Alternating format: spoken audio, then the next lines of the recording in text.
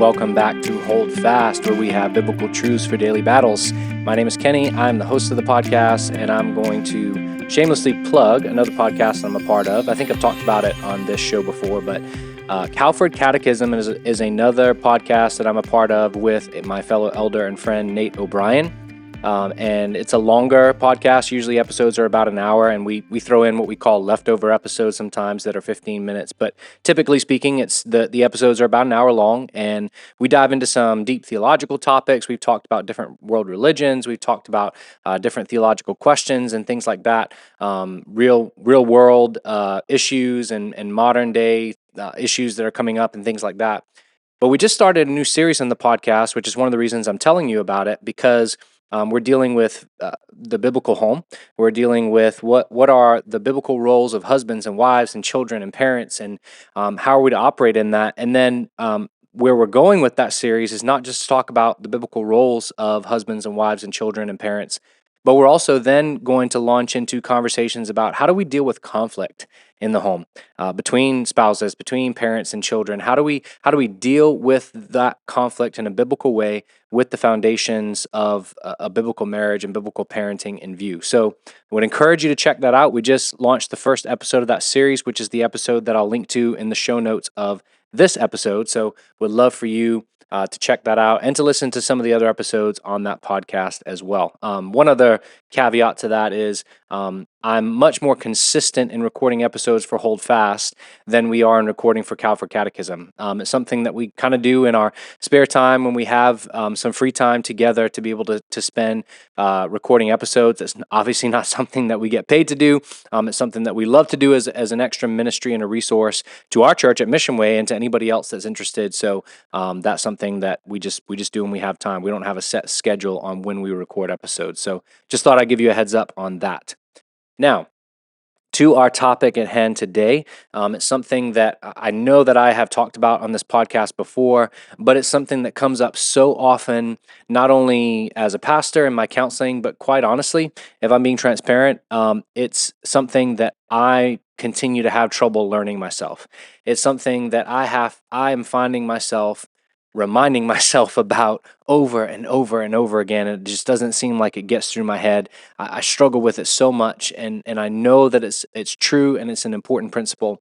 And so I thought, well, I can't be the only one who struggles with this. And so there's parts of this episode where I want to speak strongly to what I want to talk about, but I'm not doing that to beat anybody over the head. I'm doing that because I want to remind us of the truth, and I want to encourage us to walk in the truth. I want to speak the truth in love in this episode. But the tagline of the episode, if you will, is this: your sin is not someone else's fault.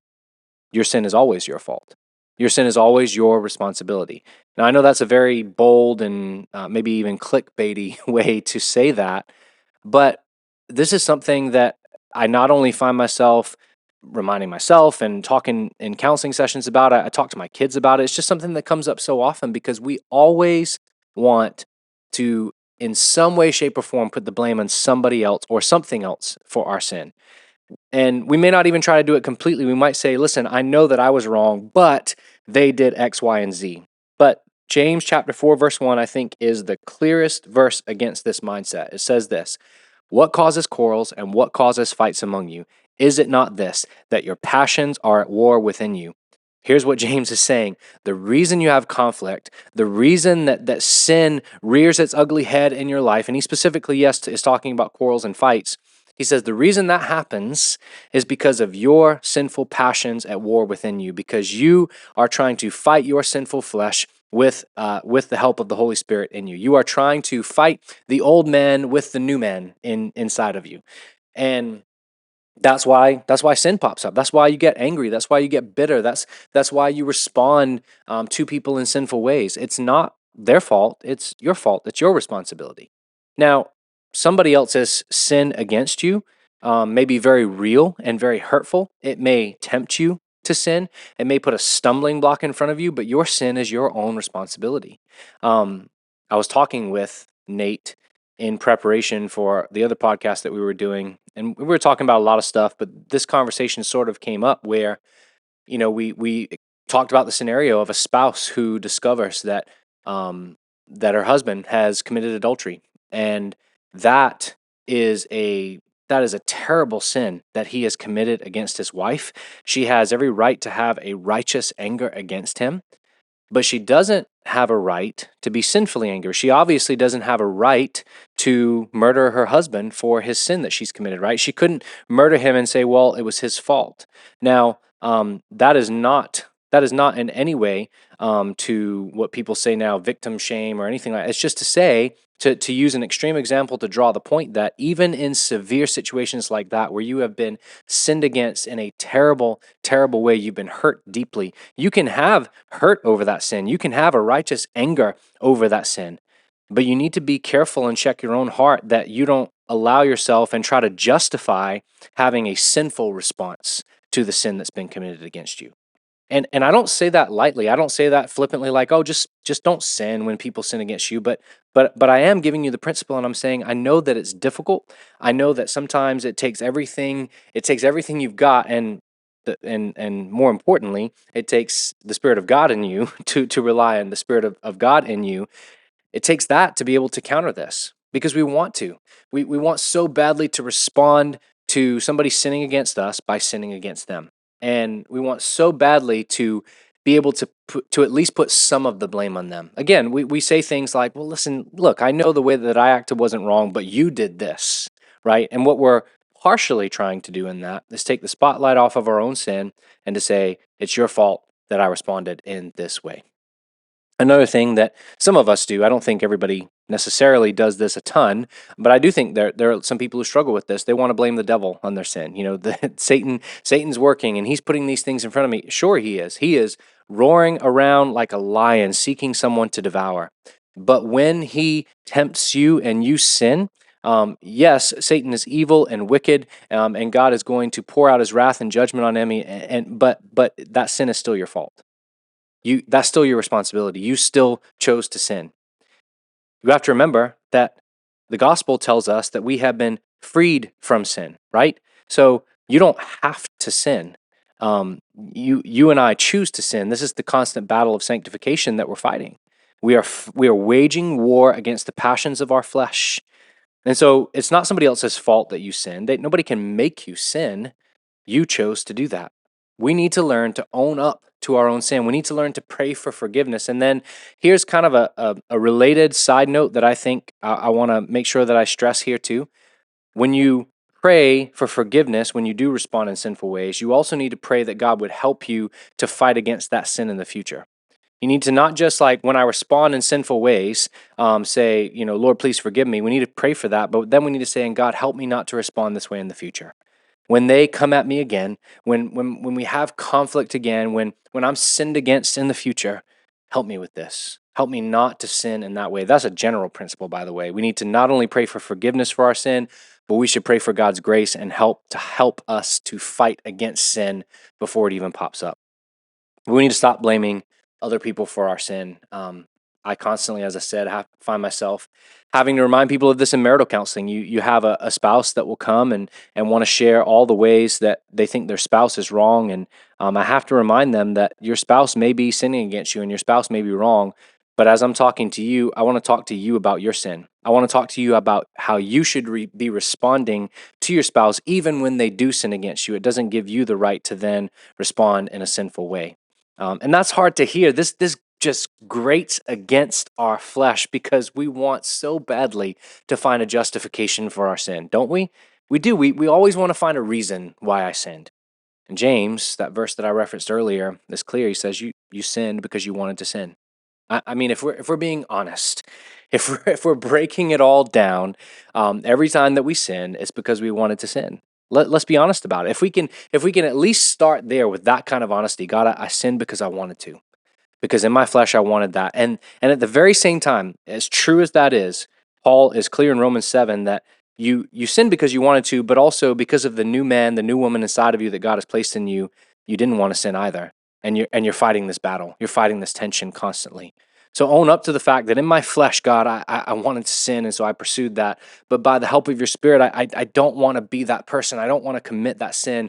Would you help me?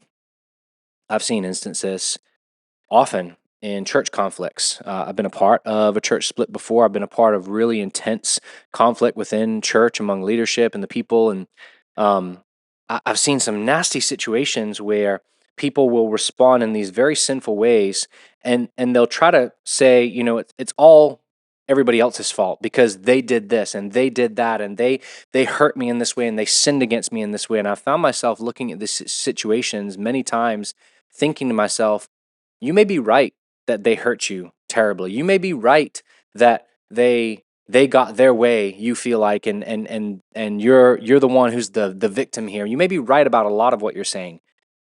But even if you're completely right about all that, the way that you're responding is still sinful. The way that you are reacting to this is still sinful. And you have got to be able to own up to that. It is I'm not suggesting that when somebody sins against you, you're not allowed to be hurt. You're not allowed to have emotions and reactions to that. What I'm saying is you need to make sure that when you are sinned against, you pray the prayer of Psalm 139, verses 23 and 24. Search me, O God, and know my heart. Try me and know my thoughts, and see if there be any grievous way in me, and lead me in the way everlasting. God, I've been sinned against terribly. I'm going to leave any vindication and revenge up to you. That's not my job. That's yours. My job is to love even my enemies. And in the meantime, search my heart and reveal to me anything, any response, any reaction in me that wants to rise up that's sinful. Reveal that to me and help me to kill it, God. This is an amazing principle in any situation. And I think one of the most common situations where we need to use it is in our homes, because these are the people that we interact with the most. The people in our homes are, generally speaking, the people that we have the most conflict with because we have the most interactions with. And then I don't mean conflict like you have a fight every day in your home. I'm just saying you have tension, you have conflicts. You're sinful people sharing a space together, whether it's your spouse or your children or even a roommate you may be living with, whatever.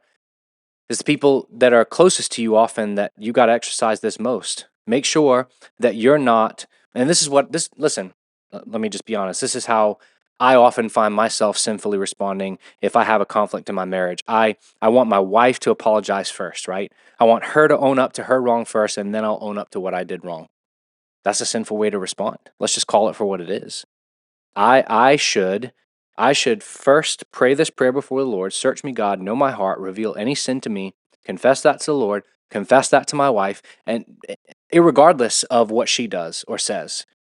And my goal should not be to figure out exactly how my spouse or my kids or whoever has wronged me. My goal should be, what's my response here? What's my sin that wants to cling so close to me that I need to cast off and kill in this scenario? So there's a lot more nuance to this that I could talk about, but I think that's a good kind of general overview of this principle. That your sin is not anybody else's fault. It's yours. It's mine. We need to learn to own up to our own sin. We need to learn to pray that prayer from Psalm 139 often. Ask the Lord to search us, to reveal to us any sin that we might be trying to blame on somebody else, any sin that we might be trying to get rid of the responsibility from us on, and make sure that we're not blind to it and that we're confessing it, and that we are seeking to walk in the light in these things. So, as challenging as this is, I hope it encourages you to live in a life of repentance, a life of humility, a life that doesn't seek to throw the responsibility of your sin onto anybody or anything else, but that you and I would seek to take ownership of our sin. And the beauty is, the message of the gospel is, as you own your sin, as you are actually honest about your sin, and you don't try to hide it, and you don't try to blame it on somebody else, and you sit with the guilt and the shame of that for just a moment, that's what Christ comes and he takes away from us. He forgives us in that. Just be honest about it. Bring it to him. Say, God, I'm responding in a sinful way. Yeah, I've been hurt deeply, but I'm responding in a sinful way. Would you forgive me for that and help me not to continue to respond in this way? And he tells us he'll be faithful to do that. He'll forgive you. He'll cleanse you from all unrighteousness, and he will continue to lead you in the way everlasting. So have confidence in that. Be encouraged by that truth. Thanks as always for listening to Hold Fast. And thank you to those that may jump over to the Calvary Catechism and listen there for this podcast and that one. Would love it if you would subscribe, comment, leave reviews, ratings, all that. It helps other people find the podcast as well. Share it with somebody that you might think is helpful. But this episode is maybe not one that you want to share with a friend because it may seem like you're trying to say something with a subliminal messaging, just telling them that, hey, your sin is your fault. So maybe not this one necessarily, unless you are comfortable doing so. But would love it if you would share the podcast and help us to get the word out about it. But thanks for listening to this episode. Lord willing, I will be back next week with another episode of Hold Fast. God bless.